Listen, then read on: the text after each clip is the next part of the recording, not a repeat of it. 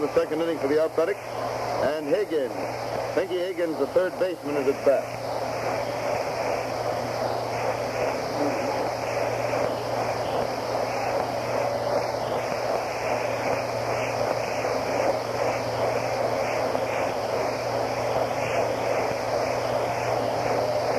Hitter swings the first pitcher, started to in time, but he stopped in time to pull away from an inside pitch and have it called ball one. There's a wide one low for ball two, and the count is 2-0.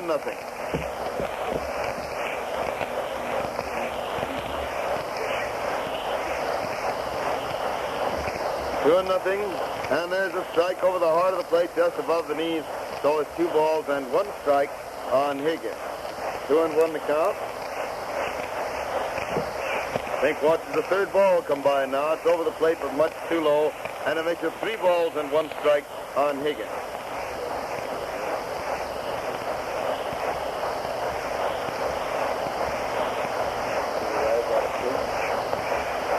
And now comes strike 2, a fastball over the heart of the plate, waist high, and the count is 3-2.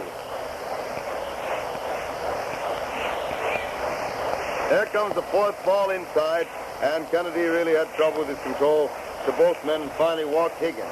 So Pinky's on first base with 1 out in the second inning, and Frank Hayes, the catcher, is up there at the plate. Hayes at bat.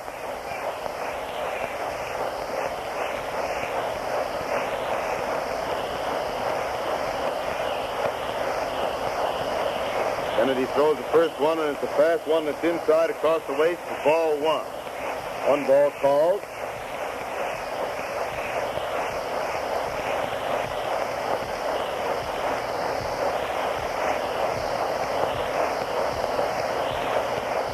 Ball called.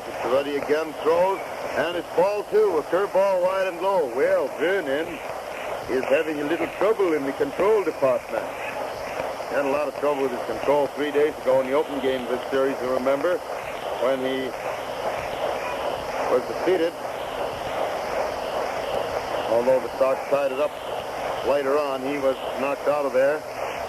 And there comes a strike, a fastball over the heart of the plate, waist high. One thing about this kid, he may have bad control, but he never quits bearing down. He's going to throw it with everything he's got, and if it goes away from the plate, it's too bad, but he's still throwing plenty. He loses that one by just an eyelash there in the corner, and it goes as ball 3, but that was pretty close to corner. So it's 3 balls and 1 strike on Hayes. 3-1 the count. Kennedy throws to first base. The runner gets back there. Now Kennedy pitches again, and it's ball 4, wide and low, and Hayes also gets a base on balls, moves Higgins to second base. And the Athletics have runners on first and second with nobody, with 1 out in the second inning. And Newsom, Whitey Newsom, the A's shortstop, is at bat.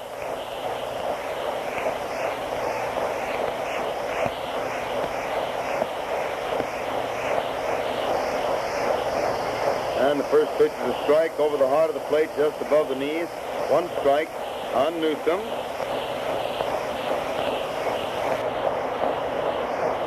1 strike to count, and there's a ball wide, and Sewell throws the ball to first base. The throw is very bad, and so Benura has to leap into the infield to grab it. He really had that fella caught pretty well off the base, but his throw was so high and wide that Benura had to leave the bag and chase into the infield and leap into the air to grab it.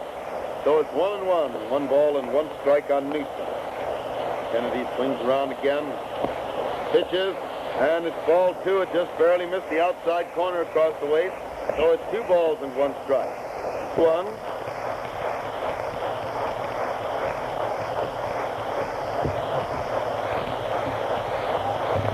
He throws again with the runners on the go. The hitter hits the ball thrown to right field for a base hit. Benura sort of looked at the ball and started jogging after it. And finally, when he did run out there, the ball, which should have been easily caught, had seeped through into right field for a base hit. So Newsom single to right, scoring Higgins from second base, and moving Hayes to third base. So as a result, the score is 2-1 in favor of the White Sox, and the A's have runners on first and third. 1 out, 1 run home in the second inning, and Rhodes, the pitcher, is at bat. Dusty takes the first one for a strike. Down over the inside corner above the knees. Platt is playing in pretty close, figuring the pitcher might try to pull a squeeze play. At least sacrifice a man from first to second. And the next pitch sails wide for ball one. The count is 1 ball and 1 strike on Rose. Umpire calls time when the runner down to first base requests it and goes over and whispers something to Lena Blackburn, the athletics coach there at first base. Throws to first, the runner's back. Might be figuring that there's a chance of their trying to pull something. And there comes the next one, a curveball, breaking away from the hitter.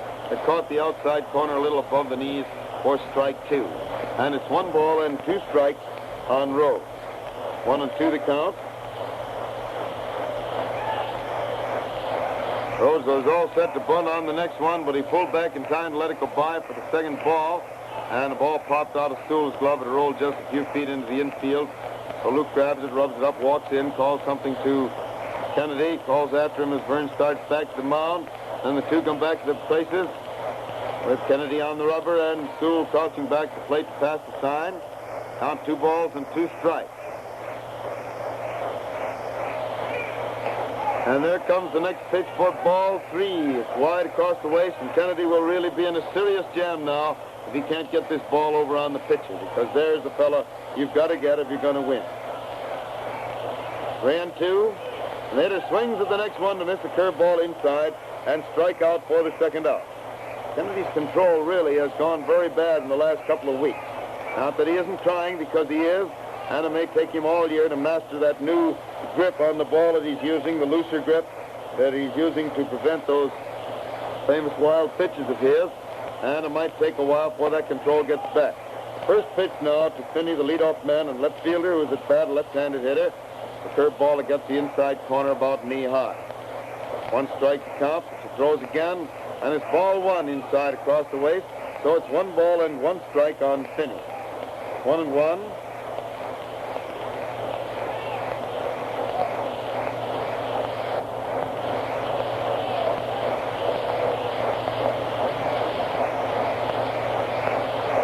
Turns and goes to first. Other was back in plenty of time. So Ventura throws the ball back to Kennedy, and he pitches the pitch a high one wide for ball 2 on Finney. 2 and 1, 2 balls and 1 strike.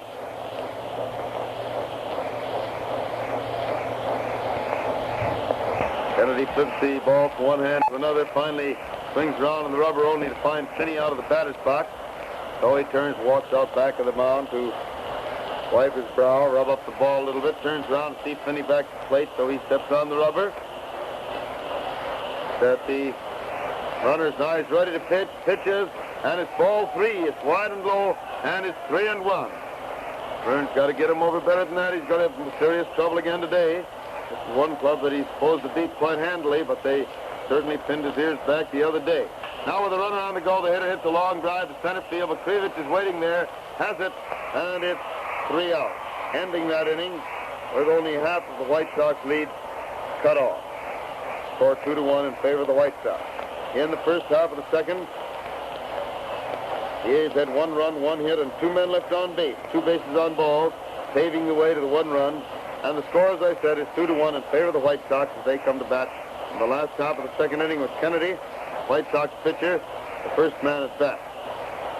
The broadcast of the White Sox Philadelphia game comes to you direct from Comiskey Park, the home of the White Sox in Chicago, as a presentation of your neighborhood Texaco dealer, distributor of Texaco Fire Chief Gasoline. The broadcast comes with the permission of the White Sox and the Athletics to stimulate interest in our national game and in your own local baseball team. This is WCFL at Chicago. Rhodes again starts his warm-up out there in the rubber, this time with Moss, number 2 catcher, and Hayes is just walking up there at the plate. Frank was on base at the end of the inning. They're over on third base. He had to wait a moment to take a moment to get into his card.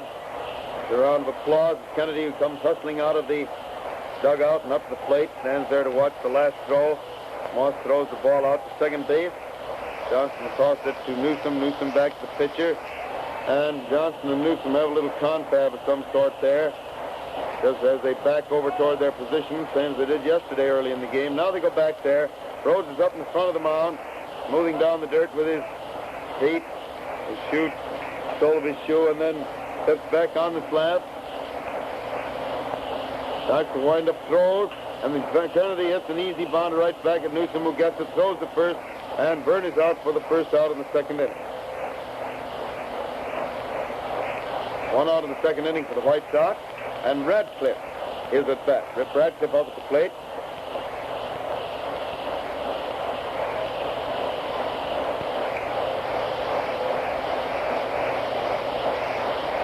Throws the first one, and the Ripper takes it wide and low, a curveball away from him for ball one. One ball called.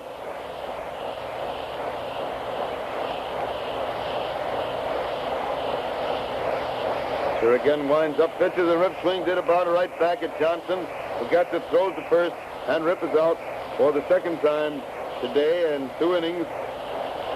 And it's the second out of the second inning. So it's 2 out of the second inning for the White Sox. Mike Krivich, White Sox center fielder, who paved the way to the White Sox 2 runs in the first inning by beating out a bunt. He is up there at the plate. He throws, and Mike swings in a ball down the right field line and back against the front of the second deck. It bounds down front and clear back out into the field. Umpire Hubbard calls time and is trotting out there to get the ball. Second baseman started over 2, but Hubbard kept right on going to get it. It's 1 strike on Krivich. Winding up once more. Throws, and Krivich takes the curveball wide and low for ball 1. And it's 1 ball and 1 strike on Mike. 1-1.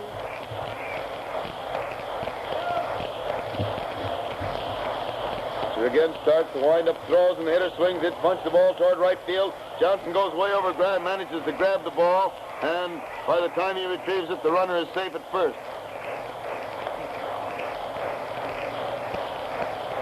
And as a result, Krivich is on first base with 2 out in the second inning. And Haas is at bat. I think that Wayne Otto, who has been away for a couple of days, is back on the job. He is the official scorer, and he said he was going to relay him to us. And the first pitch to Haas is a strike over the inside corner about knee high. 1 strike on Haas. Did Wayne give any sign on it?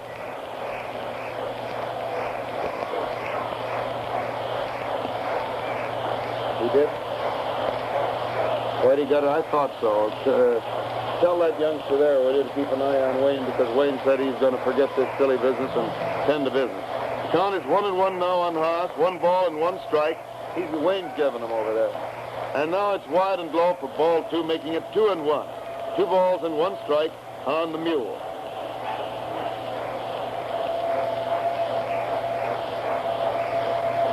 I guess I'm getting too old to take these little controversies seriously, George. I don't know. I'm getting, after that birthday when I was 29 again, why, I don't know how many times that's been, but it's quite a few. Hitter hits the next one. It's a slow bounder to the second baseman, who grabbed it and tagged Krivich out and then threw to first to make sure of the other man also. But he was tagged out at second base, and it's 3 out. Wayne's giving him, isn't he, Whitey? Yeah, that's what I thought. Wayne told me that he says that silly business is the bunk with him. He's official scorer, and he's going to give him to us.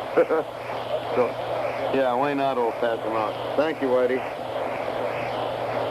So it's no runs, 1 hit, 1 man left on base in the second inning for the White Sox. And the score is still 2-1 in favor of the Sox at the end of the second inning. You gotten your Texaco scorebook yet? You have, and you're working on it. Oh, I've had some swell inquiries from fans about ways of scoring some things. Oh, I meant to bring that 1 letter down here. It had 3 very good questions in it. And I want to dig it up and answer those questions just exactly how they were. But I'll bring that out tomorrow. You know how to get it. Get your request card at your Texaco station. Fill it in and send it in, and you'll get this swell scorebook with 17 games, a complete scoring system, and everything else. Now Moses at bat takes the first pitch inside for ball 1. And there's ball 2. It misses the outside corner above the knees. rather clear up to the shoulders, well above the knees, I might say. And it's 2-0. 2 balls and no strikes. Kennedy throws again for a strike, this time over the outside corner down around the knees. And it's 2 balls and 1 strike. 2-1 on Moser.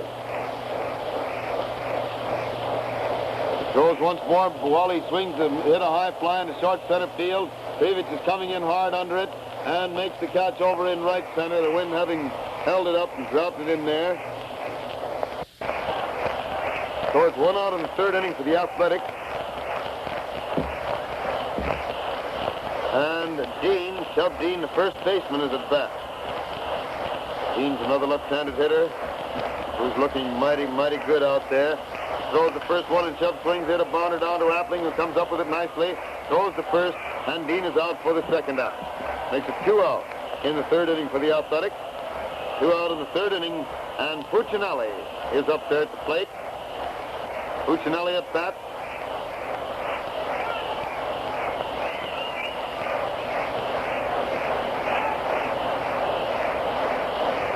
Throws the first one, and the Pooch takes it inside across the waist for ball 1. 1 ball called. He winds up and throws again. The hitter hits another bounder back past the pitcher. Hayes comes up with it nicely back of second base, throws the first, and it's 3 out. No runs, no hits in the first half of the 3rd inning, and the score remains 2-1 in favor of the White Sox. Sox coming to bat in the last half of the 3rd inning. First man up will be Zeke Minora, the White Sox first baseman and cleanup hitter.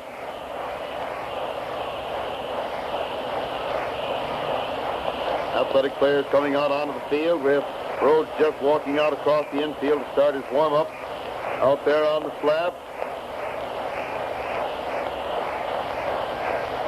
Oh boy, what weather. Perfect, eh, George? Cool enough, a lot of sunshine. You wear that old battered leather coat of yours and feel comfortable. And without that coat, you don't feel comfortable, do you? Even on a hot day, you just looks at it longingly once you put it on. It's there. Hey, I got a lot of swell wires there that you brought in yesterday. It came from the studio that were delivered there on Tuesday, but I just got yesterday afternoon and opened after the game. Several of them. Huh? Again, yeah. Only 29 again. Hey, somebody down the stand didn't believe me today. Said, you're 29 on 10. I told her she was a whole lot more than 14, I knew.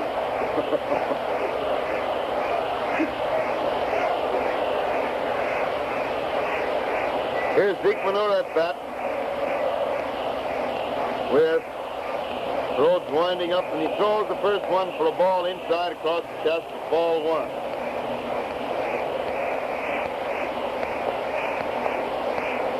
One ball called. Rhodes winds up, throws once more, and it's a strike over the outside corner across the knees, and it's 1-1. 1 ball and 1 strike on Benura.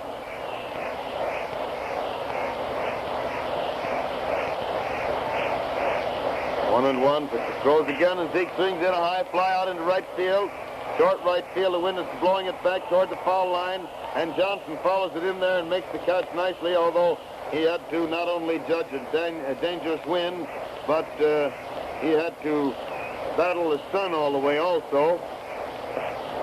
So it's 1 out in the 3rd inning for the White Sox, and Appling, Luke Appling is up there at the plate.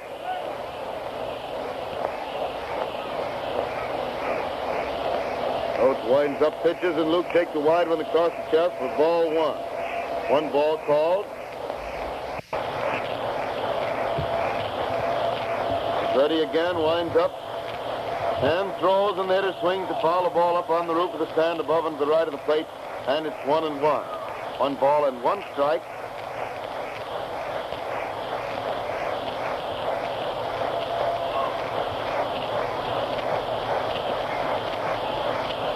Again, the pitcher has the sign, winds up, and throws, and the hitter swings it up for another pop fly out toward right field. This time Dean, the first baseman, is following it across the foul line and makes the catch just in foul territory for the second out in the 3rd inning. 2 out in the third inning for the White Sox. With Jackie Hayes, White Sox second baseman, up there at the plate. Hayes at bat.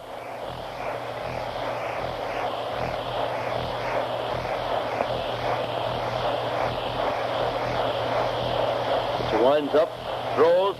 Jackie takes a strike over the heart of the plate about waist high. 1 strike on Hayes.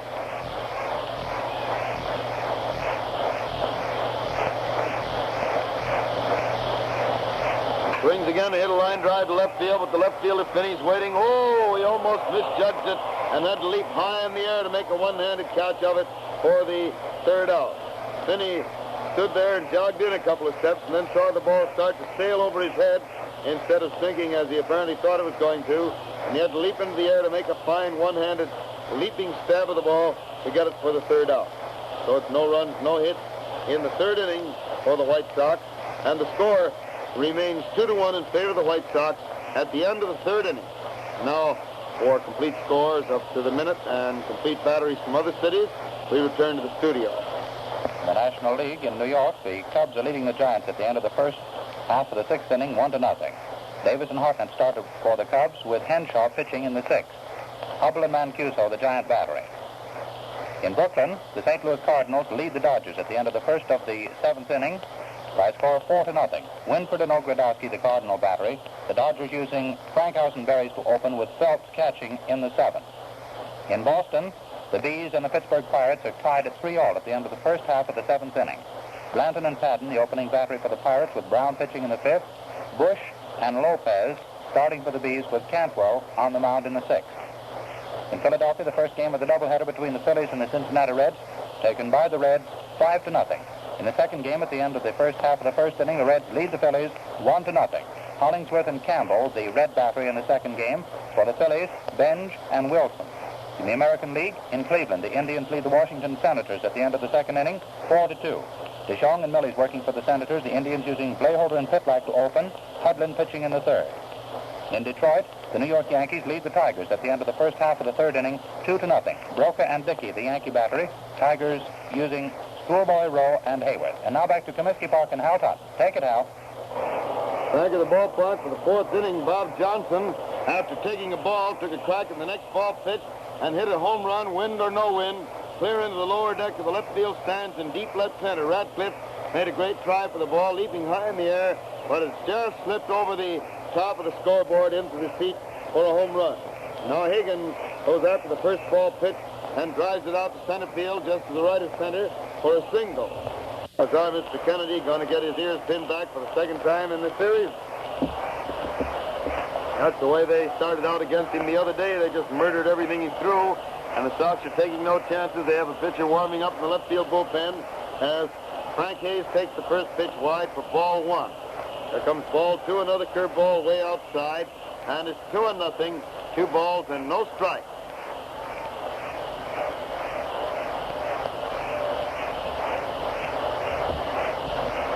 1-0 is the count. The hitter swings again to miss a curveball for strike one, and it's 2 balls and 1 strike on Hayes. Thank you, Ernie. Yeah, Wayne's passing him over. Right. 2-1 is the count, 2 balls and 1 strike. Pitcher throws the first, the runner's back there. Now he pitches ball 3 very wide, and it's 3 balls and 1 strike on Hayes.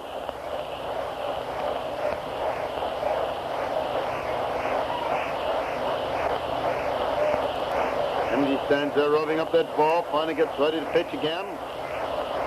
Throws, and Frank gets a strike over the inside corner about waist high. Makes the usual start toward first base, but comes back fast. And it's 3-2. 3 balls and 2 strikes. Now with the runner on the go, the hitter hits a long foul onto the roof of the stand down beyond first base. And it's still 3 balls and 2 strikes on Frank Hayes, the athletic catcher. At bat in the 4th inning. Nobody out, 1 run already home, and Higgins on first base. Now Higgins again is on the run, and it's another foul up over the roof of the stand, above and to the right of the plate.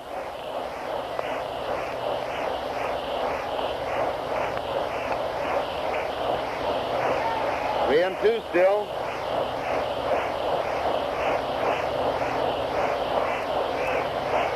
And there's the next one for ball 4 wide, and Hayes gets a base on ball. Moves Higgins to second base.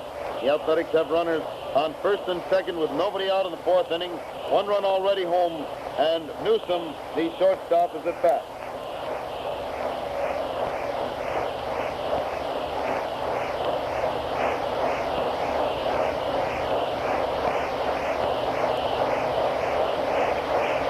Yes, Vernon's having a lot of serious trouble out there. I don't know whether he's going to be able to get out of it, because when the control isn't there, it's hard to get out of a jam, and he's having his trouble. Newsom acted as though he was going to bunt, but very apparently didn't intend to. Just intended to look for the bat ball, and he got it wide and low. For ball 1, Philadelphia runners on first and second, nobody out of the 4th. 1 run home, and the score tied 2-2. Hitter swings the next one to hit a high fly down the right field line. It's going foul. Lands down there against the front of the stand. And it's 1-1. 1 ball and 1 strike on Newsom.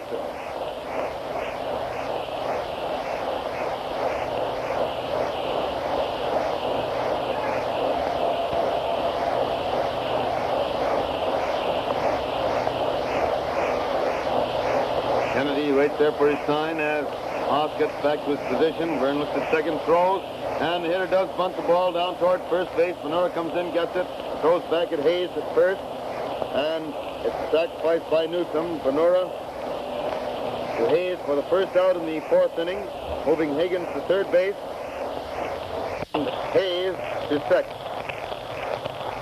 Now the A's have runners on second and third.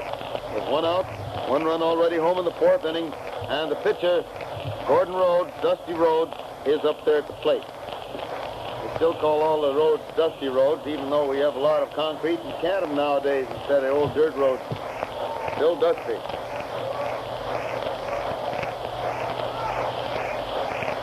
Hitter swings hard at the first pitch and fouls it back against the catcher's protector. Bounds over halfway out to first base. Venora comes in, gets it, throws it back to the catcher. He hands it to umpire Quinn for examination.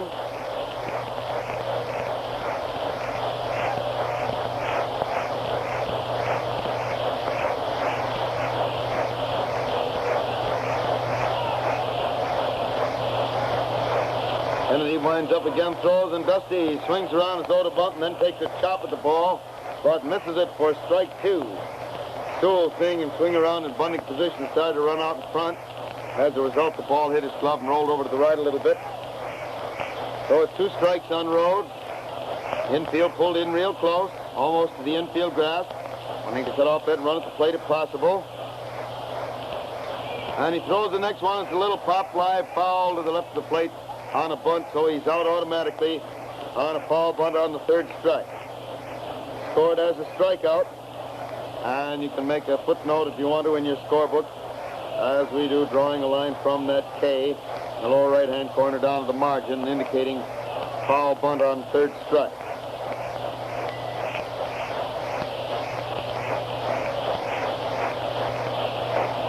Now the man up there, Finney, watches the first pitch come by wide for ball 1. Hello, Mr. Pennsylvania. You remembered us today. And there's 1 wide for ball 2, making it 2-0. 2 balls and no strikes.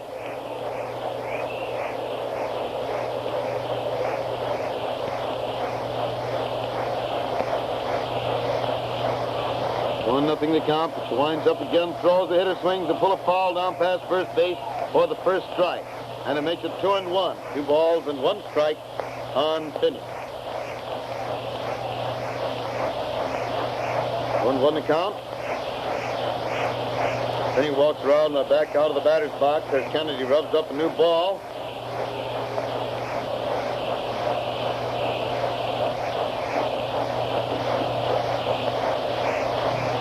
Here comes the next pitch, and the hitter hits the boundary right back. It just glances off of the pitcher's glove, and Hayes makes a great play in front of second base to get the ball and throw to first. Oh, that play was really a beauty by Hayes.